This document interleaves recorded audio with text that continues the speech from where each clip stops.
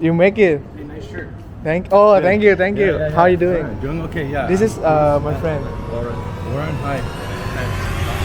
I'm a final year student in college, and over time, I learned to love connections. I really believe that our experience every day is what we make of it. One thing I feel every day going to classes is there's a huge gap between professors and students. Picture this: professors come in to give a one-sided lecture speech, no interactions, no smiling. Students never raise hand to ask questions because it feels weird or intimidated to do that. Who just did that? No, I want to know. Stand up. But I feel like professors and teachers are actually much more excited and friendly to connect with us than we ever realized. I'm Pro, and so in this video, I set out to explore these connections by emailing random professors until one agreed to have lunch.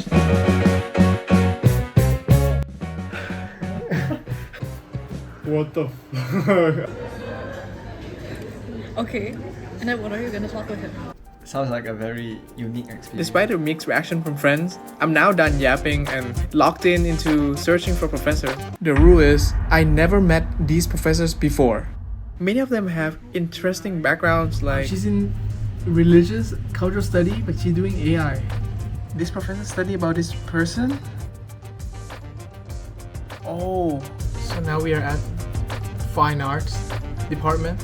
You know, it's kind of interesting. It feels like all of them is like artists. You know, the worst thing that could happen is them saying no, right? You know, it's kind of scary, you know, you email professors who like, I don't know, they are like much older than you and more successful in the academic field and stuff. Oh boy, let's wait for this part. I have to write an email. An email compelling enough that professors, I'm talking about like scholar, researcher, chairman, would be convinced to block out their time to go have lunch with a student they never met before. I'm no poet myself, but here's what I got. Okay, hear me out. I hope this message finds you well. As evident, I never enrolled in your courses and we never met before. I'm writing this to extend an invite to you to join my YouTube project in a video titled Emailing Random Professors until one agrees to have lunch with me. My goal is to provide the following values: break down barriers, encourage connection, and encourage stepping out of comfort zone, and basically other nice sentences. Thank you very much, and I hope to hear back from you.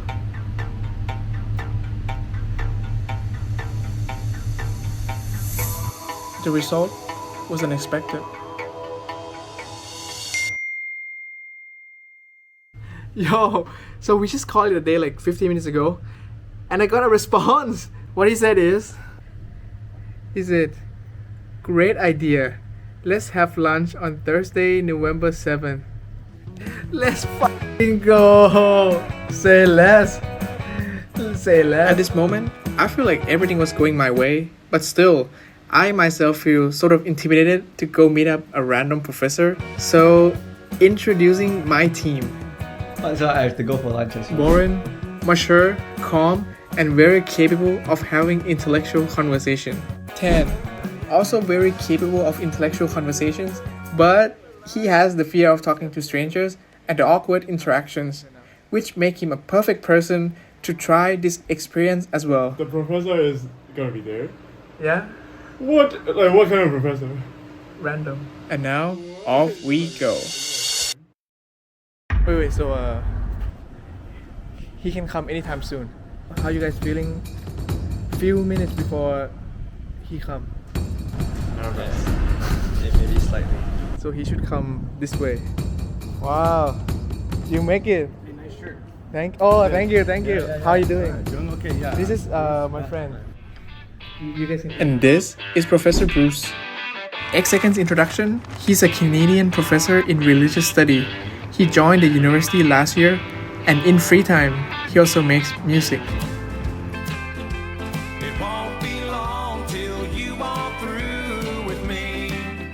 I don't mind getting yelled at by the aunties because I think deep down they care for you. It's like love-hate relationship. Yeah. I just feel very scared. I went to Mongkok recently to the aunties market to get a Halloween costume. And the auntie, she looked at me and she said, "Oh, what size are you for the Halloween costume?" I said, and then she looked at me and then she slapped me right in the belly. She goes, "Bam!" Oh, she goes, 2x. Oh my god. I was so insulted. You sure it's not touching? Not tapping? No, she literally slapped me right in the belly, and she wanted to feel the rumble of the fat. And she's like, oh, 2x. But it worked. Despite the jokes and laughters, he shared with us the difficulties of working in a job very, very far from home. And by the way, all of us on the table here are also international students, and we definitely relate to that. You know, it's not like I'd really sat down and thought, oh, I really, I have to go to Hong Kong because it's amazing. I've never been here. I don't know. Now, looking back, I don't know. I did all my degrees at University of Toronto. I was very comfortable there. And I don't know that I would have grown as much as a person if I had stayed at U of T. I wanted to make music while I was still younger, because I think I didn't want to look back when I was 60 or 70 years old and say, oh, I wish I could have made music when I was younger. Unlike many other professors, I have to ask him, why did he decide to join us today? I thought the invitation was really, first off, well worded. And was also curious too, because I was like, oh, okay, this is great. This is a different type of work that this guy's doing, and so I'm happy to be a part of it. I also know. yeah. Strong hand. Yeah. It may come as a shock to you, but most professors, as far as I know, or at least for myself, I often I'm alone a lot. I go to the cafeteria and no one will sit with me because I'm a professor. And that's fine. I understand that there are boundaries and whatever. And so the thought of people wanting to have lunch with me was actually like, oh, okay, cool. Let's do it. Right? I don't mind that. And then lunch at Morningside. Yeah. Look at that. What's on top there? Yeah. You know what? Sometimes it's,